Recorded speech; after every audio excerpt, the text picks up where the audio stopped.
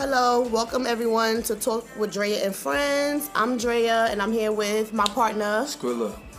And basically, we wanted you guys to listen and tune into our podcast. Today we have two guests. We have Albee, Coffee Time Comedy, and we also have Drea, who is a hat designer. So, SCRILLA, you want to tell everyone how we met, how we came together? Well, yeah, we came together a long time ago. It was we met in school we was 5 years old in kindergarten. Yeah, so we've been knowing each other for basically our whole lives. I know her sister, I know her mother, things like that. So, you know, it was a long time ago. That was back in 91. Mm-hmm. Yeah, so I've been knowing her since 91, junior high school. You know, so we went to the same junior high school or whatever. And yeah, that's basically how we met. In Brooklyn, East New York. Yeah. 224 days. Yeah, basically. She was a couple blocks down from me, but you know, we've been going to the same school for about like 7-8 straight years. We've been going to the same schools, and we've been in a couple of the same classes and things like that.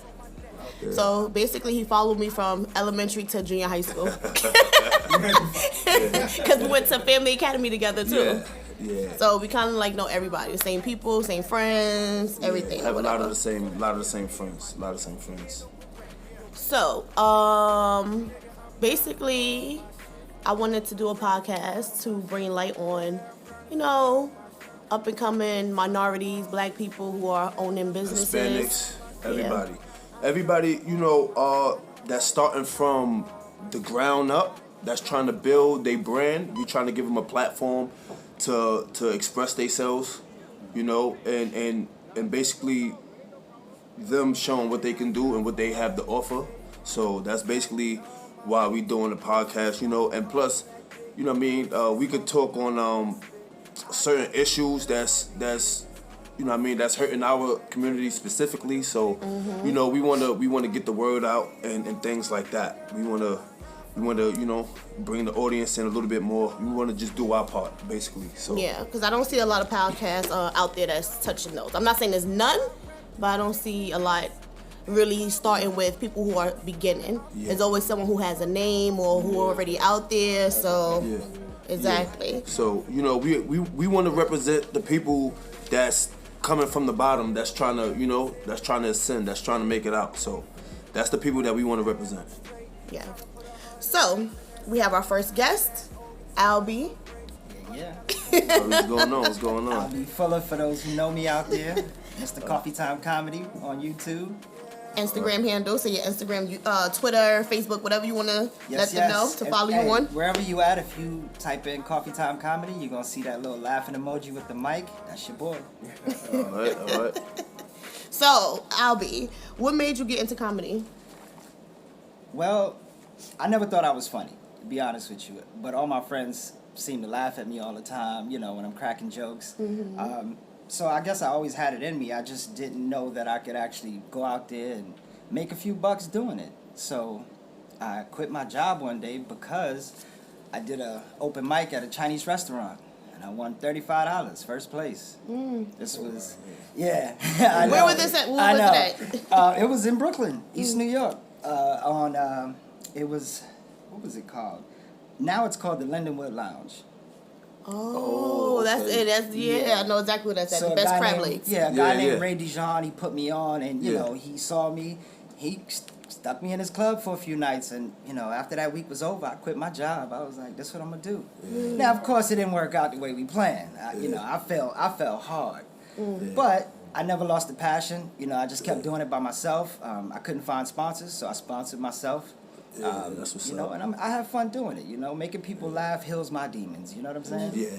Ray actually, he throw comedy shows, I think, every Thursday. Oh yeah, he a big name now. But when I met him, he was just a light-skinned dude who bought a restaurant. Yeah. So what do you think are the pros and cons of comedy? Well, I think sometimes people take what we say too literal. Other than that, I mean, to each his own. Everybody's not going to agree with you. Everybody's not going to find you funny, but somebody will. You'll find your crowd, and that's what it's about.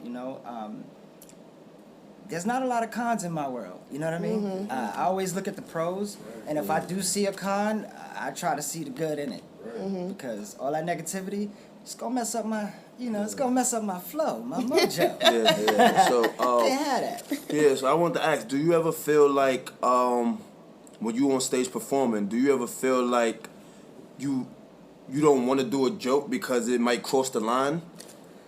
All right, that's a good question.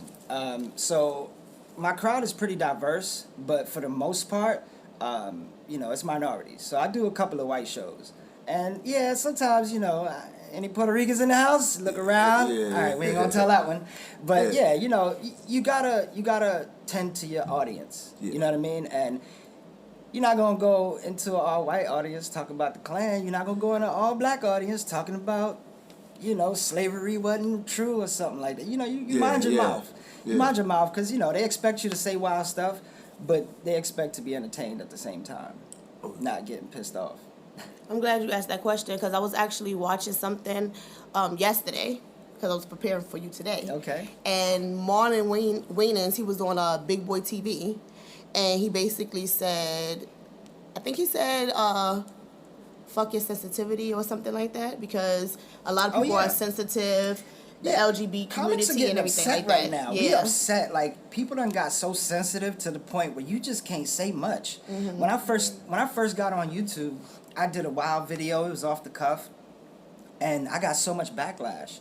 So I cleaned it up to the point where it wasn't even funny. I was barely saying anything. Yeah. You know what I mean? And I just like, if that's what it takes to keep a sponsor, then I just got to keep looking. Because I got to be me. I'm going to censor myself out of respect in certain locations, but I still got to be me, man. You can't take all of me away. You can't censor the whole you, because then you trying to be somebody else to please other people, and it's basically like you're not giving your all. Yeah, you exactly. understand what I'm saying? Right. So, and I'm a freestyle comic. So okay, yeah. So you don't go up there with like material or anything. I write down bullet points and I try to remember them, and I look at my crowd, and that's how I'm gonna talk to you. That's how I'm gonna deliver. Whoever in the first 5 rows, that's who I'm talking to. Okay, yeah, that's a unique way of doing comedy. Yeah. Like, not too many people. First of all, you have to be talented to do that. Yeah. Not too many people can just write down bullet points and then come up with a punchline for that bullet point Exactly. during the whole 5-minute set, 10-minute set, 15-minute set. A lot of people can't do that, so you have to be very talented to do that. Yeah. So yeah, that's what's up. I mean, I usually do about 20 to 25-minute sets, and you're right, it's not easy, but I be getting my exercise on. I got like 5 shows going on as we speak, and like I said, wherever I go, I'm me, so I'm bringing the funny. So I get a lot of practice. Do you ever joke on anyone in the audience? Rarely. We go live, so I see their comments or whatnot, but I don't see them. When I'm doing a live show, I kind of beg for hecklers. I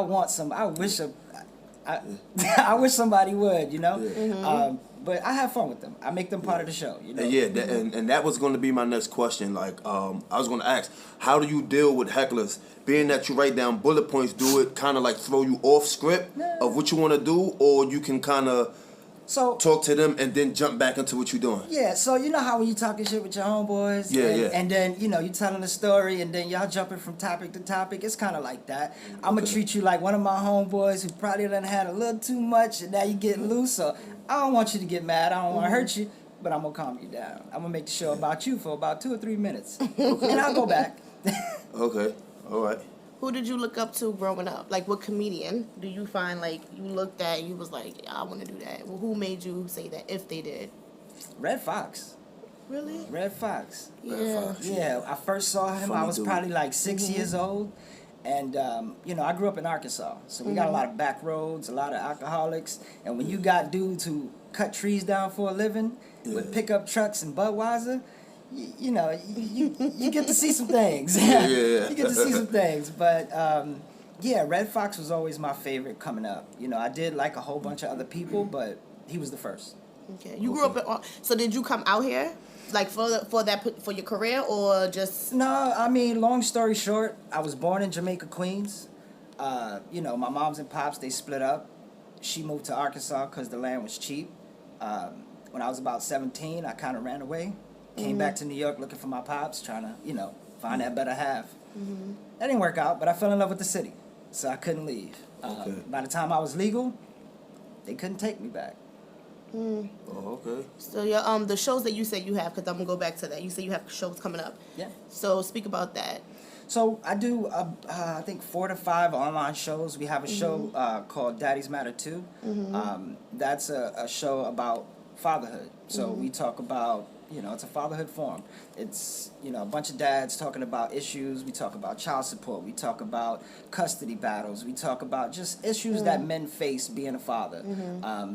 Especially the single fathers, because I myself was a single father for 16 years. Wow. So, you know, it's a good place for men. And, you know, we help out the guys who are having trouble finding housing. Like we have our 413C, which means we're a nonprofit. Yeah. So, you know, there's certain things we can do that other people can't do. Like, you know, reach out to shelters, you know, get the information, put it out there. Because I don't know if y'all knew, but if you're a single dad in New York, there's only like 2 places you can go as a father with a kid. Now, if you're a mother and a father with a kid, you got plenty places. But let her not be in the picture, and you in trouble, bro. Yeah. They will turn you away. Yeah. I didn't know that. That's because crazy. I actually work in a shelter, and you don't see a lot of single fathers with their kids. You always see the mother with multiple kids or one kid, or you see them all together. You never see the father with the kid. You know why, though? We men, and society is not going to look at us and say, let's help that man. Society is going to say, yo, get on the grind, find your way, be the man you say you are. Yeah. You made him, now take care of him. So instead of going to reach out for help, we get out there, we grind. Now, some of us grind the wrong way, get caught up, and we mess up our life. But, you know, gotta ask for help, man.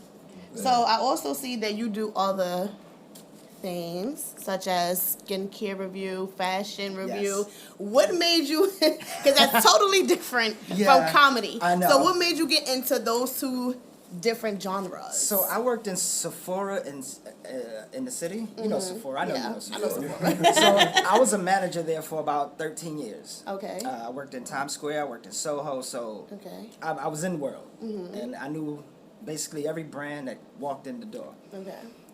After I quit my job, which is, you know, after that comedy show I did, they kept hounding me. They were like, yo, just come back and, you know, do some trainings. And I was like, I'm cool. So then one day, I checked my email and they're like, yo, listen, we'll give you $5,000 if you make 10 videos. And I was like, word? How long they gotta be? Yeah, Sephora. So if you notice, you never really see Sephora commercials. Their advertisement is word of mouth. Yeah. You're that's just true. starting to see ads on YouTube. You might start to see them. When you walk in the store, you see a lot of them trying the makeup on. They have people with you inside the store that try to get you to come and try their product. You're not gonna see no commercials. So basically, they offered me to check. And, you know, I'm a real dude. I'm going to take that money. So I bust out those 10 videos. But then what happened is, after I posted them, after I stopped for like a week, people were like, yo, where's that skincare video? Like, that joint you told me about last week, yo, my bags are gone. You know, my dark circles are just no more. Keep it going. So then I was like, okay, y'all gonna have to pay me for this. And they were like, oh, is that what happened? That's why you quit? And I was like, yeah. And then, you know, I love my fans. I love the people who follow me. I love the people who are interested in me. Yeah. So I kept doing it for them.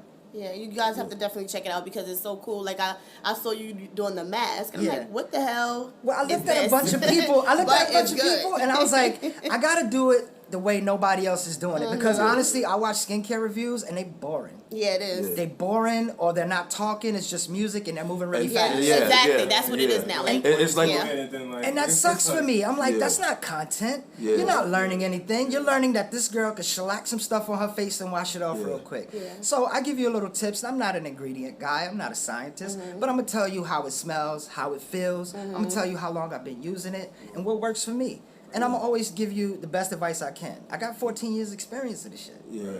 And on top of that, you don't see men with skincare products. Like Straight that's men? just something that Yeah. you don't. That's just something. Yeah, you don't see Listen. that because you know. Like us men, sometimes we be like, you know what? Nah, I'm good. You know what I'm saying? Cocoa butter, Vaseline, something That regular. is We true.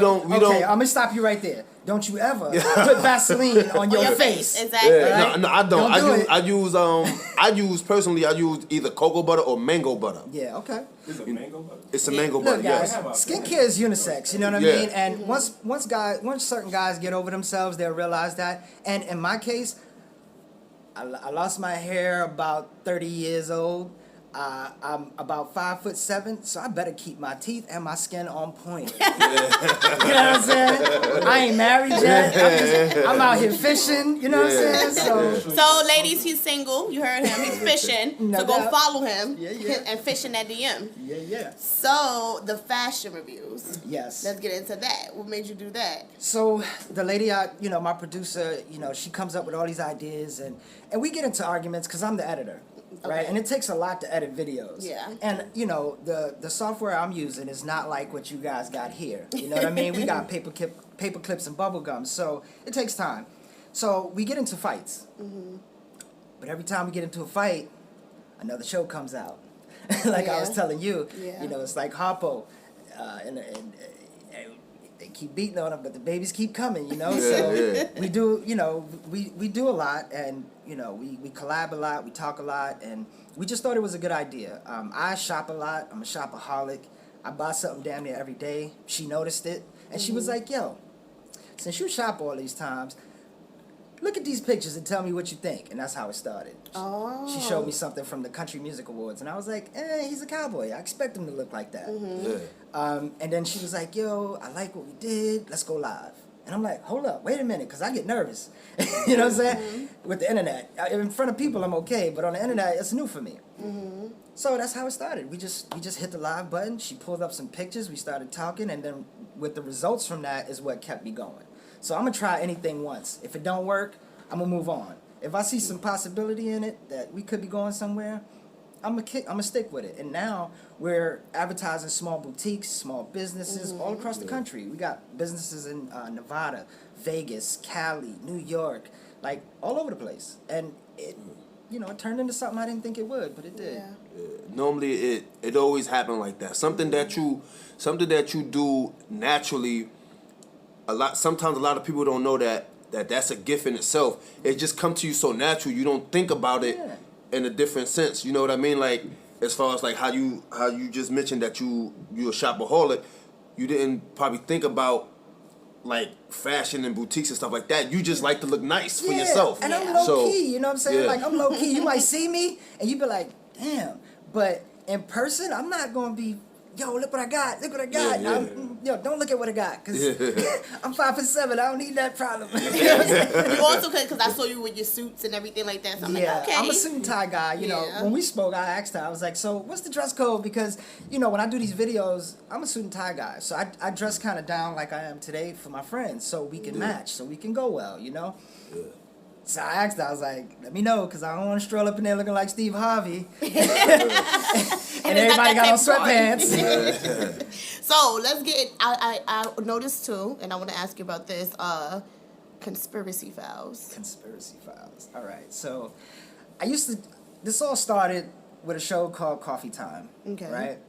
It's where I used to just vlog, joke around, show people my neighborhood, because I got a really nice neighborhood. I live on the beach. So it's all good. And some DJ from Las Vegas saw it, and he was like, yo, I like the way you edit. Come over here and play. And that was the guy with the beard that you see in Conspiracy Files. Yeah. Shout out to Pearly Q. So he put me on. He was like, look, man, I just want to, we're going to come up with some wild stuff that people, make people think, and we just going to talk about it. We just going to shoot the shit. Now, I don't know him. He don't know me. And that's the beauty of it. Yeah.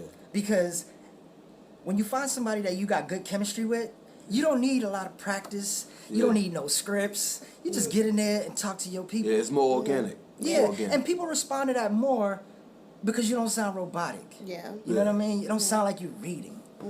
And we did about 60 episodes of that. Wow. 60 episodes of that? We made some money off that too. We made, a couple dollars off that. I wanted to keep it going. he got happy with that number and he just quit and moved, bought a new house, and like I was like, damn, dude, like there's more to it. Yeah, I mean, if it was working, you know, why discontinue it? Like, you know, he's an older guy. He has family. He has kids. He has responsibilities that I don't have. My son is grown. My son 19. Yeah. You know what I mean? So I can go and come. Yeah.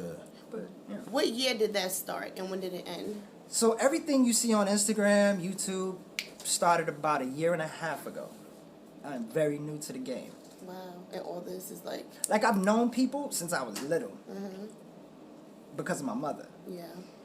But I wasn't doing nothing with them. But as they saw me grow up and they popped off and got famous or whatever, in their little world, they'd be like, yo, I remember you. You used to talk a lot of shit. Come on over here and play. And you know, that's what I do. When did the conspiracy felt end? Like, when did it end? It ended right after Christmas. Last year? Yes. Would you think about doing it again with another partner? Oh, hell yeah. That was fun. That was hella fun. Ain't nothing like, you know, getting your mind right and talking about some stuff that really make you think. And some of that stuff made me realize how small we are. Like, you know, you start talking about space and you know, China just launched a fake moon. Yeah. You know, you start thinking about stuff like this and you're like, yo, they just put a moon in orbit so they could save on their electricity bill? Like, that's insane to me. Imagine, you know, Trump got a space force. He has military in space 24/7. Wow. That's crazy. I didn't even know that. Yes, Me bro. either. Yes, go on my YouTube channel, Coffee Time Comedy. There's a post. It's called Trump's Space Force. Okay. We talk all about it. Okay.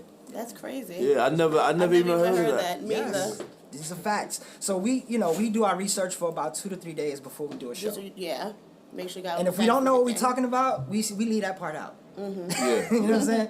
Yeah, you don't want to misinform the people. So. You know, I just want people to know that, you know, when I do a show with people, I just want them to look at it as these guys are friends and they shooting the shit and they sharing it with us. Yeah. You know what I mean? Yeah. And that's it. That's it for that, you know? Conspiracy Files will live again one day. Hopefully soon. Yeah, hopefully very soon. Yeah. So back to your partner. How did you guys meet? And where's she from? Is she in New York? Okay. So how do you guys link and her name is together? Brenda Brown. Okay, Brenda All right, Brown. Brenda Shout out Brown. to Brenda Brown. Yes, yes. AKA the Chocolate Child. Her Instagram. What's her Instagram? The Chocolate Child. Oh, The Chocolate Child. Okay. Yeah. All right. So she's from Las Vegas. Okay. She's a Vegas, you know, she's born and raised there. She never left. She a few minutes away from the Strip. Okay. So she actually saw what was going on with me and Pearly Q with Conspiracy Files, and she noticed that it was dying. And she was like that kid who's sitting on the bench at the baseball game, like, come on, coach, let me in, coach, let me in. And she was waiting. She was waiting. Okay. Once I let the people know Conspiracy Files was over, she jumped in that inbox real quick. And she was like, oh, man, I'm sorry it's over, man. Yo, if you ever want to talk, just holler at us. Now, I knew her because we used to have people call into the show. And she was a frequent caller. Oh, okay. So I recognized the name, the voice. Voice and everything. So one day she was like, yo, I got this show called Daddy's Matter Too. Why don't you come play over here if you get bored? And I was like, you know, it's kind of hard to push helping fathers, especially in America. Because over here, the first thing they say is, oh, he lazy. Oh, he ran away from his kids. Yeah, oh, this, that's that. true. There's a lot of negativity and stigma with fathers out here. Yeah. So it's a hard product to push. But we out there, y'all. We out there, and it's a bunch of us. And when you start to see how many fathers are out there doing their thing and grinding, Yeah, I don't think they shine It's enough worth light on the single fathers that's really out there doing what they doing. because the knuckleheads are louder than us. We move in silence. Yeah. No, let me just say this because I'm the female on the show. I want to shout out all the single fathers and everything like that because I do see them when I'm at work on my lunch break. I see a lot of guys now pushing strollers, carrying kids on their, on their stomachs on the train. Yeah. So shout out to the single fathers. If you need any help or anything like that or need someone to talk to, reach out to Mr. Coffee Comedy over here. Coffee and Time Comedy then, right here, yeah. He'll help you guys. I'll give you when some it comes advice. to Daddy's Matter Too, if you go on YouTube and click that playlist, there's like several videos there. And if you check the description, there's a lot of links. There's pantries, there's shelters, there's grants you can get. There's a whole lot of information in there. We say a little bit in the video, but we give you more in the description because we want you to be entertained. I don't want you on there 1 minute and click off because we try to teach you too much. Yeah. You know what I'm saying? I had my learning lessons in comedy. Did you ever run into someone, like a single father, who probably needed more than that, like mentally. You know, sometimes you may need like a little counseling or someone to speak to for mental health. So on the show Daddy's Matter 2, we have 2 psychiatrists that actually come on the show religiously. Okay. And, you know, people who need to talk to somebody or just need to vent, we usually pass that over to the professionals. We're lucky to have a psychologist, because I say psychiatrist and she give me that look like, you taking years off my degree. But yeah, you know, we pass it along to the right hands because I don't want to mess nobody up. You know, I could give you advice, but like I said, if we don't know what we talking about, we leave that alone. Yeah, because, I mean, like I said, I work in the shelter. I work in an old women's shelter, and a lot of them have mental problems, like because you never know where they come from. They could come from an abused relationship. They can be sexually abused. They could have been on the street all their life. They could have been on drugs. So, you know, what I do, I try to interact with them as normal as possible. I don't try to be a doctor or anything with them because you don't know what their trigger points are. So I kind of be cautious when I approach them. Sometimes they just want to listen. They just want to talk. They just want somebody to listen to them. You know what I mean? Because them talking to you is giving them ideas as they hear themselves. You know? I asked that question because I was in outpatient psych for 5 years. Oh, wow. Okay. So I, you know, came in contact with some people, you know, they come to the desk or whatever and they'll just start talking. And there's a lot of black men, I would say, that's like mentally messed up from certain things. Jail. They've been through jail. Maybe getting arrested. The environment they live in. A lot of men too, believe it or not, has been physically abused. Of course. A lot. Just being black in America causes anxiety.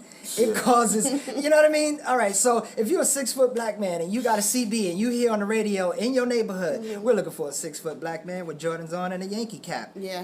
I ain't going outside of... Exactly. Mistaken identity happens every 30 seconds. I had an ex actually bring that up that I was walking with outside. This is in East New York. And we literally came from out the house, walking to Linden Plaza.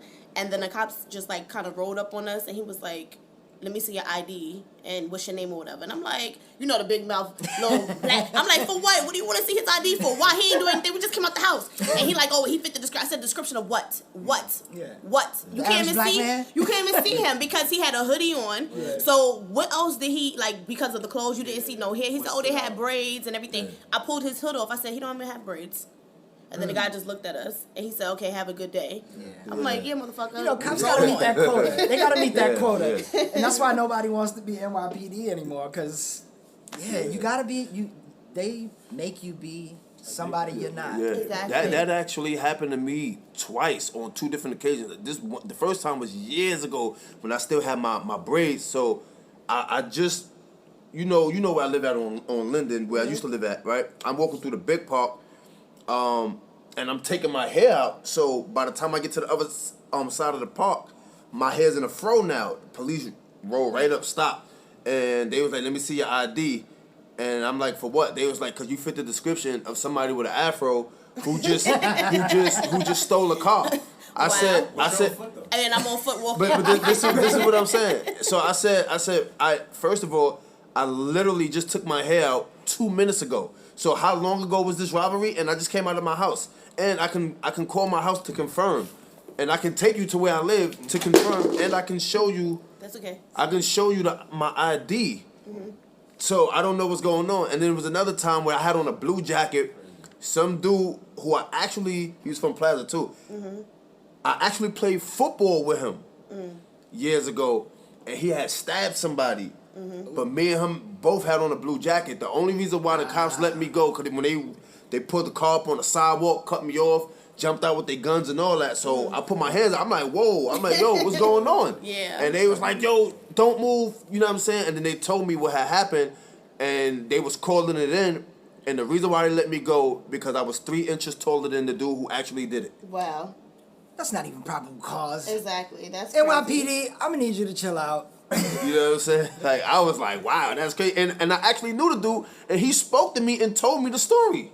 Because he lived around the area that I lived around, so he actually told me the story. I'm like, yo, bro, they stopped me thinking I was you. He's like, damn, like, he's like, yo, that's crazy. He's like, yo, but he's like, yo, it's crazy. He's like, yo, I'm gonna get up out of here. And you know, ain't nothing really happened from that situation. But that was just you know what I mean, that was just a situation. you know, that happens all the time in our community. Like, but that's why we gotta talk to our kids, man. You know, our kids coming up in this world, you know, a lot of them don't realize what's going on until they're in that situation. You know, my son grew up, you know, fortunate. He was in gated community, so, you know, he didn't really have to worry about that. And we in a diverse community, we were. So, you know, things were pretty peaceful out there. But as soon as he step out the neighborhood, he come home with questions. So I got to put him on game. You know what I mean? I got to. Yeah. That's true, because I was watching something on Netflix. I forgot the name of the movie. But basically, I think, if I'm not mistaken, Kerry Washington was the executive producer. And it's about what we're talking about and what you just said. Basically, her son is black and white. She married a white man and whatever, they separated. So he was pulled over. I don't want to tell the movie because some people may not have seen it. But Is this Black and Blue or Blue and Black or something? No, it's something else. American Son? I think it's called. It's American Son or something. Yeah. Like so basically, I think that's a good movie for everyone to watch because it talks about, and it shows, actually not talk about, but it shows how you growing up privileged still could be harmful. Oh, yeah. Because the cops in that community is looking at you like you don't even belong here.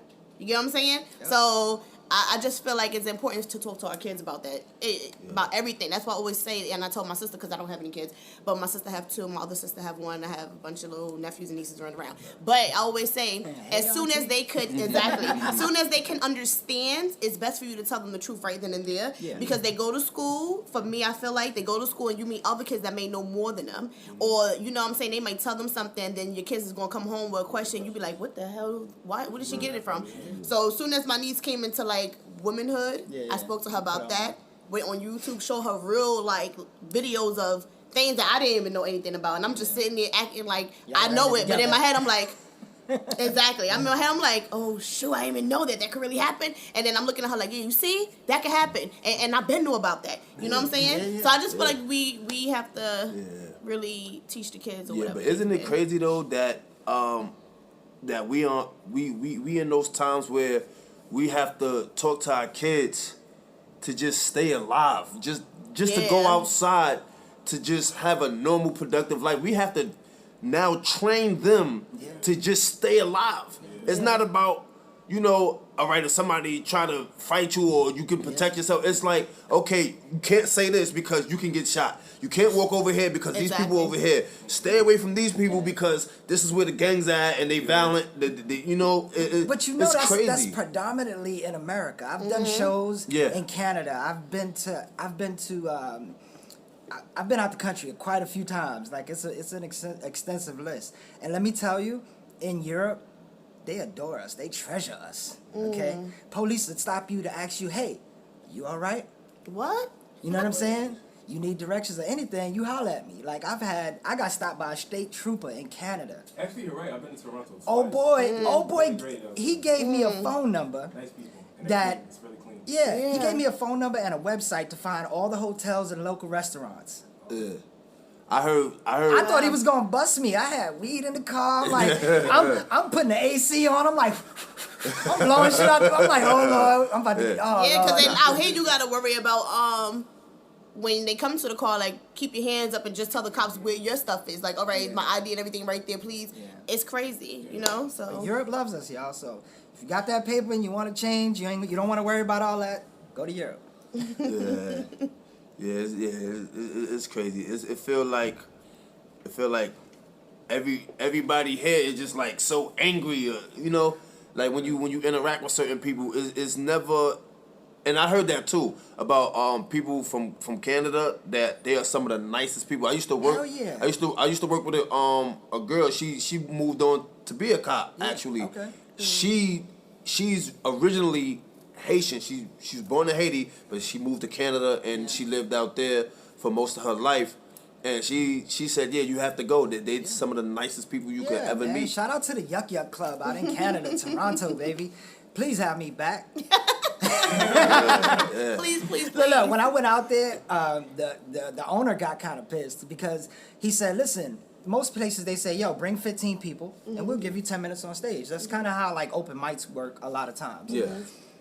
I said, okay, I'll bring 15 people. I got on Facebook. I made a post. I brought in 96 people. Fire department came. Police was there. I got through my set, but the other two guys couldn't even do their set because it got crazy. I had people that I didn't even know me. They just saw it, they thought it was cool, and they was just running up in there, and I was like, wow. It was fun. Yeah. It was fun, man. Comedy is the best hobby, the best lifestyle I've ever lived, man. Like, you know, which brings me to my new show that we just started 2 weeks ago. Yeah. Sauced in the City. It's a comedy kickback. So we take comedians from all across the country, and we get them all on one podcast. We play games, we tell jokes, you know, and we, you know, we teach young comedians, you know, starting out, how we did it, you know, what we're doing. And we just kick it, you know? Yeah. What advice would you give a up-and-coming comedian? Take your time. You know, comedy is like a relationship. You don't want to move too fast because it might not be what you want. You know, the climb to the top, like I always say, the climb to the top is always going to be better than looking down from the top of the mountain. And that's what pretty much any business. Because once you get rich, now it's like, okay, I did it. Now I just got to keep doing it. But now it's a job. But when you grinding for it, you hungry. You when want you always that. When you always looking for that next thing, you know. Yeah. So take your time. Don't be in a rush. Yeah, it's the you passion. Know, do them small shows. Do them 20-room shows. Do them 5. You know, even if it's 10 people in the room. I would say, like, don't be too proud. Like, some people have too much of a Us comedians ego. are cocky as hell. Yeah. But you have to understand. We, in a sense, we have to be like that. You have to have a level of confidence. No, I'm talking about the ones who's just coming up. Because some people it may be their first, second show. I'm like, oh, I don't want to perform there. There's only 10 people there. Yeah. There's a guy I know right now. I'm not going to say his name. He was on the show last week. He done a couple shows, but he's an open mic comic. He's never, I don't think he's ever really gotten paid until recently. I told him, you know, you good, but your cockiness is extreme, bro. And that's what's gonna break you, because you're gonna show people a VVS diamond and come out with a cubic. You know what I'm saying? And trying to pass it off, and they gonna know. They're gonna be like, I thought you said you was ready. Oh no, I'm having a bad day. Yeah, comics have bad days, but you just trashing up right now. And you never know. Like I always tell people, it could be anyone in that room of 10. That could be the one that worked for anywhere. Exactly. You understand? Like you never know. You never know. I seen I was watching something on Will Smith a couple weeks ago. You know we all know his history and what he did and with the comedy show and all that, but he's never done stand up ever. Up until recently, his 50th birthday, and he asked Dave Chappelle for help. And one thing that stuck out to me was what Dave Chappelle told him, and it's kind of like I'm gonna throw the question to you. Is Dave Chappelle said to him, he said, you don't always have to be funny, but you always have to be interesting. So I want to know if do you believe that, and like what's your approach to you hitting the stage, like before you hit the stage? Yeah. So you know, I tell stories, I tell jokes, I kind of do a little bit of everything, but you're right. You have to have some kind of structure to what you're talking about. You don't want to just be all over the place with it. You know what I mean? Yeah. Even when you freestyle it, you have to keep it interesting. You have to keep the audience engaged with you. Because as a comic, if you're not getting laughs every 30 to 40 seconds, you lose it. You know what I'm saying? You lose it. And you can pick it back up with the right words, but yeah, every 30 to 60 seconds, bro, 40 seconds, if you're not getting a laugh, you need to do some homework. If you're not getting a laugh or a stare, because, you know... You got to be memorable. Yeah, you got to remember, these people pay money, whether it's $1 or $10. They pay money to come see you. They got dressed. Oh, girl got her hair did, her nails did, she ready. Make her laugh, bro. Make her laugh. That's true. So, before we wrap this up, I want to know, what do you want the listeners to know about you? What do you want them to know about you? What do you want them to where you want them to follow you at? What do you want them to see? Yeah, what future project you have coming up? Projects you have coming up, things like that. All right, so, you know, I just want people to know that, you know, no matter what you see on Instagram, YouTube, Facebook, I'm just a regular guy. You could talk to me, you know what I mean? I'm not that guy who ignores my inbox, my comments. I'm not that guy. For the people. Yeah. You know, because without them, I'm just talking to myself. Now, that could be fun sometimes, but it's better with people, you know. I stream from Facebook every week. We got 3 different shows. Coffee Time Comedy is the YouTube channel, the Instagram link. If you want to catch me on Facebook, Albee Fuller. 24 hours a day. Don't be scared to hit your boy up. And spell Albee for them, because I know Albee could be spelled 2 ways. Yeah, I spell it all kind of ways, but Albee. Okay. Last name Fuller. Okay. And that's my Facebook handle. Yeah. All right. Look, people, just make sure you be good to yourself, your fellow man, and talk to your kids, man. Talk to your kids. Because at the end of the day, all these shows we do is for y'all. You know what I mean? Anything we learn, we want to bring it to you. If you don't know it, we want to talk about it. And if you do know it, we want you on the show. Cool. Well, thank you guys for listening to Talk with Drea and Friends. Thank you, Albee, for coming on. Albee, for Thanks coming for having on. me. Thanks for having me. Actually, Being our first guest. This is my first interview, so we got a lot of firsts in the house right now. Exactly. So celebration. Yeah. And thank you for my co-host Skrilla, even our engineer. Yeah. Suey. All right. All This right. is the wrap. Studios also. Yes. Later, guys. All right.